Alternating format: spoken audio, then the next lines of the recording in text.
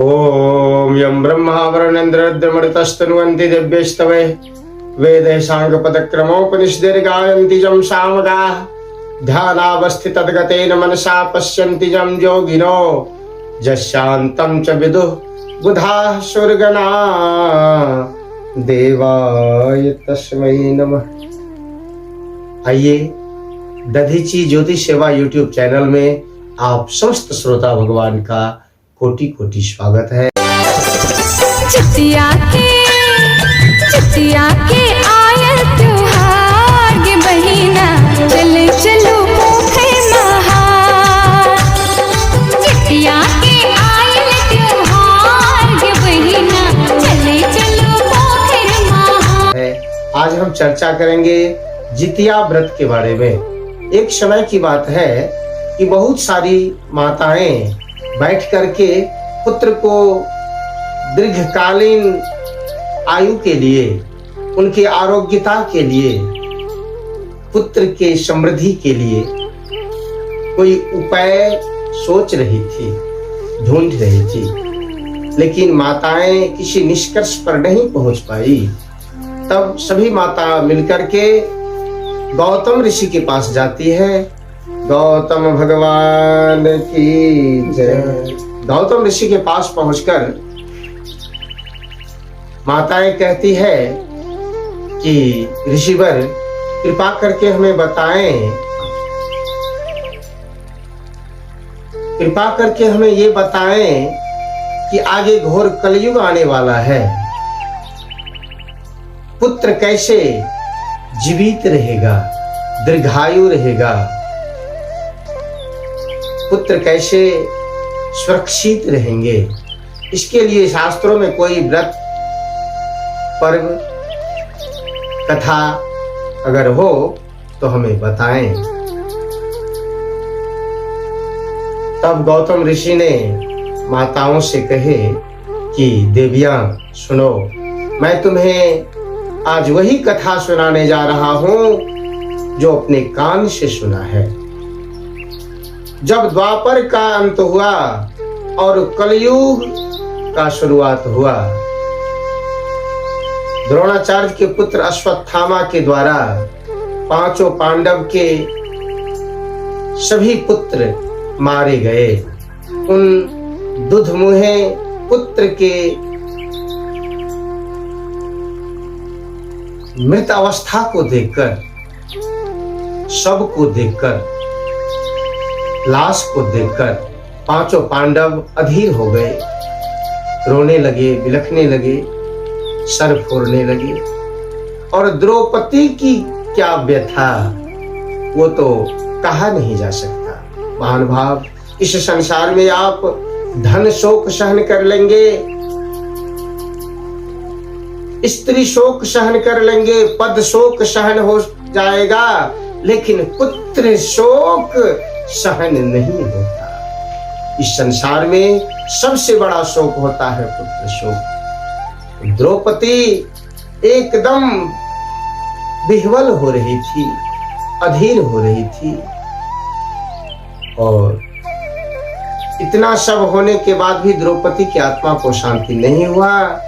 तब द्रौपदी जाकर के धौम्य ऋषि से मिलती है और पूछती है कि हे प्रभु, मैं तो बिलख रही हूँ, मैं तो तरफ तरफ के मर रही हूँ, आगे घोर कलयुग आने वाला है, क्या कलयुग में भी माताएं इसी तरह रोएगी?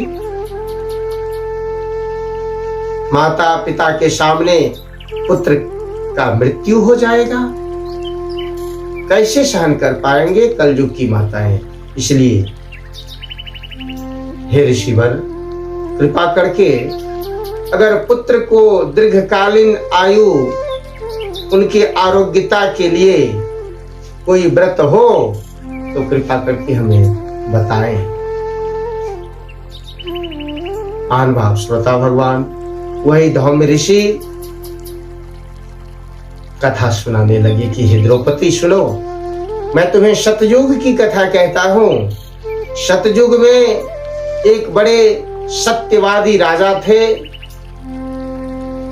जीमूत वाहन।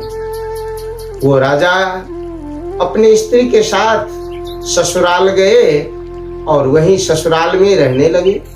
होता है, बहुत सारे लोग ससुराल में भी रहते हैं। तो एक रात क्या हुआ, तो सब लोग सोए थे, तो पड़ोस के मोहल्ला से आवाज आई, रोने की आवाज आई।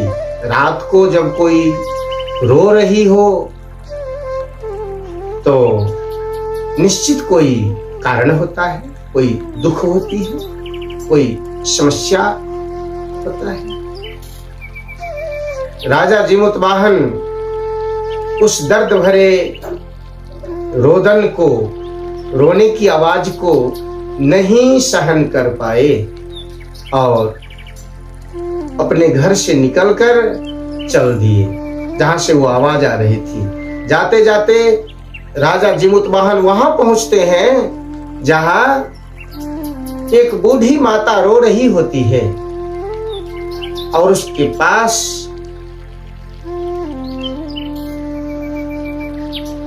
कुछ नहीं रहता है।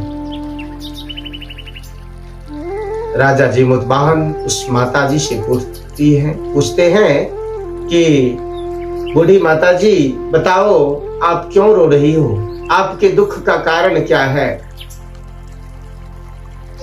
किसने आपकी ये दशा की। बूढ़ी माता ने कही कि बेटा, मेरा पुत्र आज इस संसार से चल बसा, जीने का सहारा टूट गया, बुढ़ापे की लाठी टूट गई, अब बताओ मैं किसके सहारे जीऊं। जीमूतवाहन राजा ने बड़े हैरानी से माता जी से पूछे कि माता जी ये बताइए कि आपका पुत्र कैसे मारा गया। तब माता जी कहती है कि देखो, किसी ने मेरे पुत्र को नहीं मारा, मेरे गांव में गरुड़ जी आते हैं और गांव के लड़के को भोजन कर जाते हैं। आज मेरे लड़का का बाड़ी था, यही समझो। तब राजा जीमूतवाहन माता जी से कहे कि माता जी, मैं आपके दुख को दूर करने का प्रयत्न करता हूं, कोशिश करता हूं, हो सके तो मैं आपके दुख को दूर कर दूं। माता को भी सांत्वना हुआ, माता भी शांत हो गई और राजा जीमूतवाहन उसी स्थान पर चले गए जहां गरुड़ जी प्रतिदिन आकर के लड़कों को भोजन किया करते थे। उस स्थान पर पहुंचकर और राजा जीमूतवाहन सो गए। उधर से गरुड़ जी आए और पिछले दिन की भांति जीमूतवाहन राजा के शरीर के मांस को खाने लगे। बाएं अंग का सारा मांस खा गया, खाली कर दिया। तब राजा जीमूतवाहन ने धीरे से करवट बदले और दाहिना अंग गरुड़ भगवान के आगे समर्पित किया नैवेद्य के रूप में। तब गरुड़ ने कुछ पीछे हटे, तुम कौन हो, बड़े साहसी हो, तुम तो साधारण मनुष्य नहीं हो, तुम अपने कुल का नाम बताओ, तुम अपना नाम बताओ। तब राजा जीमूतवाहन ने गरुड़ जी से कहे कि ये सब पूछने से और सुनने से आपको क्या फायदा, आप पहले मेरा मांस खाइए, पहले आपका पेट भर जाए, आपको तृप्ति मिल जाए, उसके बाद कुछ होगा। गरुड़ जी फिर 2 कदम पीछे हो गए। गरुड़ जी ने कहे कि नहीं, अब मैं तुम्हें भोजन नहीं करूंगा, पहले तू अपना परिचय दो। तब जीमूतवाहन राजा ने कहे कि मेरे पिताजी का नाम राजा शालिवाहन है, मैं सूर्य वंश में उत्पन्न हुआ हूं, मेरी माता सेव्या नाम से जानी जाती है और मेरा नाम जीमूतवाहन है। बोलिए जीमूतवाहन भगवान की जय। तो जीमूतवाहन, तुम बड़ी साहसी हो, मैं तुम्हारे ऊपर प्रसन्न हूं। तुम जो भी मांगो सकभर मैं उसे पूर्ण करूंगा। बताओ तुम्हारे मन में क्या इच्छा है, कुछ भी मुझसे मांग लो। तब राजा जीमूतवाहन ने कहे कि हे गरुड़ भगवान, सबसे पहले तो आप जितने बच्चे को यहाँ भोजन किए हैं उन सबको जीवित कर दीजिए, और आज के बाद इस गांव के ऊपर कृपा कीजिए, समस्त ग्रामीण सुखी हो जाए, किसी का भी पुत्र नहीं मरे, आप ऐसा वचन दीजिए। वहां गरुड़ भगवान ने भावुक होकर के तथास्तु कह दिए और अमृत लाने के लिए स्वयं नागलोक को चले गए। नागलोक में जाकर वहां से अमृत लाकर पहले जो बच्चे मरे हुए थे उनकी जो हड्डियां पड़ी हुई थी उस हड्डी पर अमृत छिड़क देते हैं, क्योंकि सतयुग में हड्डी में प्राण था। अमृत के छिड़कते ही सभी बच्चे सजग हो उठे और अपने अपने घर को गए। आनंद हो गया। बूढ़ी माता का लड़का भी जीवित होकर बूढ़ी माता के पास आ गया। उस समय राजा जीमूतवाहन की सुंदरता और बढ़ रही थी, वो खिल रहे थे। उनका त्याग, उनका पराक्रम एकदम अद्भुत दिखाई दे रहा था। महानुभाव, उसके बाद गरुड़ भगवान ने राजा जीमूतवाहन से कहे कि सुनो जीमूतवाहन, आज अष्टमी तिथि है और वो भी सप्तमी रहित अष्टमी है, क्योंकि अष्टमी की तिथि हमेशा नवमी से युक्त शुद्ध मानी गई है और सप्तमी से युक्त अष्टमी अशुद्ध माना जाता है। तो आज शुद्ध अष्टमी है। तुमने इन सारे बच्चों को जीवन दान दिया है, जिलाया है, इसीलिए आज से तेरी पूजा होगी। प्रत्येक वर्ष आश्विन के कृष्ण पक्ष में अष्टमी तिथि को तुम्हारे कूश का मूर्ति बनाकर, जीमूतवाहन के कूश का प्रतिमा बनाकर जो पूजन करेंगे, तुम्हारे व्रत को रखेंगे, तो भगवान के आशीर्वाद से उनका पुत्र दीर्घायु होगा, आरोग्य होगा और माता पिता के सामने मृत्यु को नहीं प्राप्त होएगा। उस दिन से ये कथा चलती रही है और हम प्रतिवर्ष आश्विन के कृष्ण पक्ष में अष्टमी तिथि को ये व्रत रखते हैं, कथा भी सुनते हैं। और कथा के क्रम में ऐसा हुआ कि इस कथा को सुनते सुनते किसी चिलनी ने सुन ली, चिल्होड़ जिसे कहते हैं। हाँ, वो चिलनी इस कथा को सुन करके और जाती है, उसकी सखी थी सियारनी, सियारनी को भी सुनाती है। फिर दोनों का विचार बन गया कि क्यों नहीं हम लोग भी इस व्रत को क्या करें। तो दोनों जीमूतवाहन का व्रत रखी। पैर पर चिलनी ऊपर में बैठी थी, नीचे सियारनी आराम कर रही थी। चिलनी ने कथा भी सुनाना शुरू किया।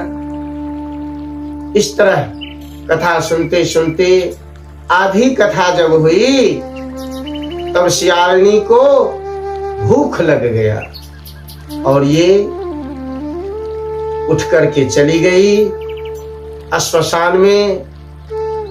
इच्छा भर मुर्दा का मांस भोजन करके आई, फिर सो गई पेड़ के नीचे।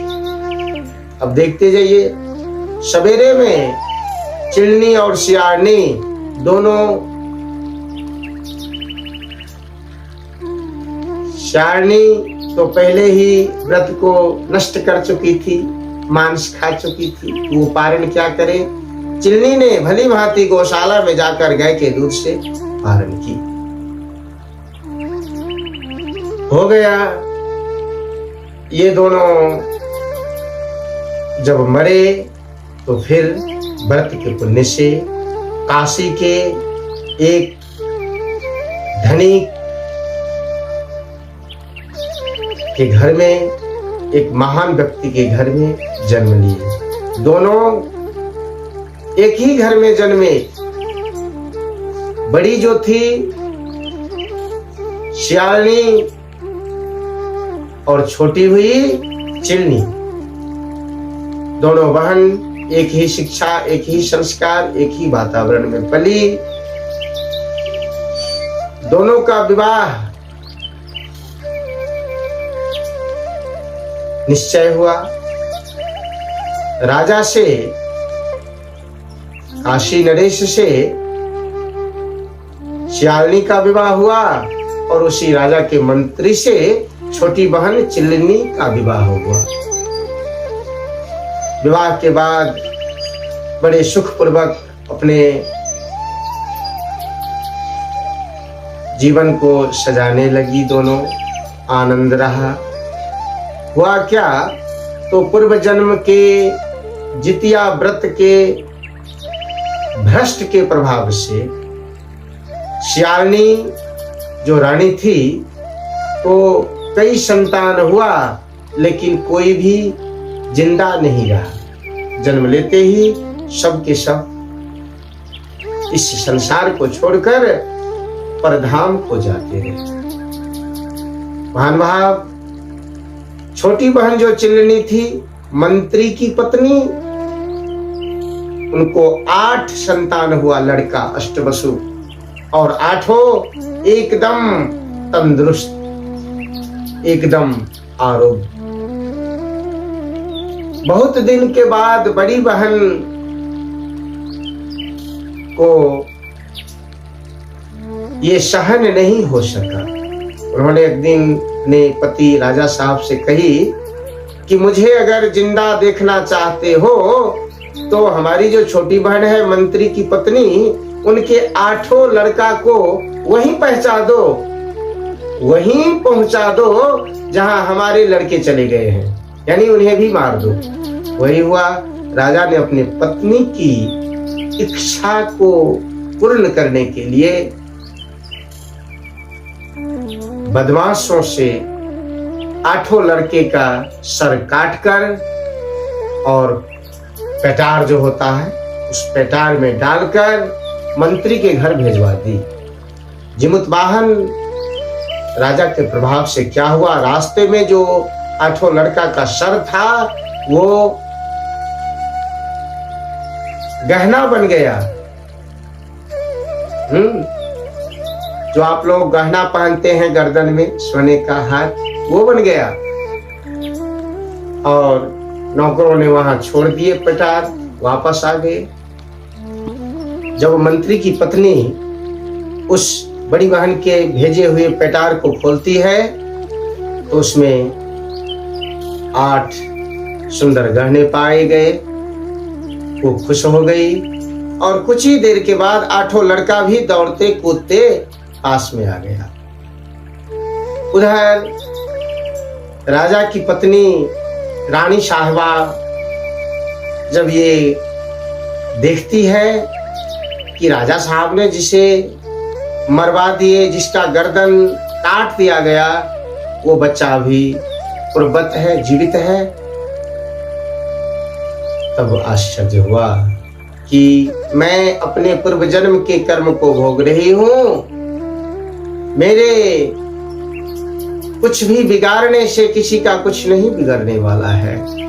सब कुछ संभलता है अपने कर्म से और बिगड़ता भी है तो अपने कर्म से। तब आखिर में वो जो पूर्व जन्म की सियालनी थी और वर्तमान जन्म की बड़ी बहन राजा की पत्नी रानी, वो रानी साहिबा दौड़ करके अपनी छोटी बहन मंत्री की पत्नी के पास जाती है और कहती है कि हे बहन, मैंने बड़ी गलती किया, मैंने ही तुम्हारे 8 पुत्र को मरवा दिया था, जो कि पुनः जीवित हो गया। निश्चित तुम पूर्व जन्म में कोई व्रत की है, कोई कथा सुनी है, जिसके प्रभाव से तुम आनंदमय हो। और मैं कितना भी प्रयास करती हूं तो कभी खुश नहीं रहती। मेरी जिंदगी में कभी शांति नहीं मिलती।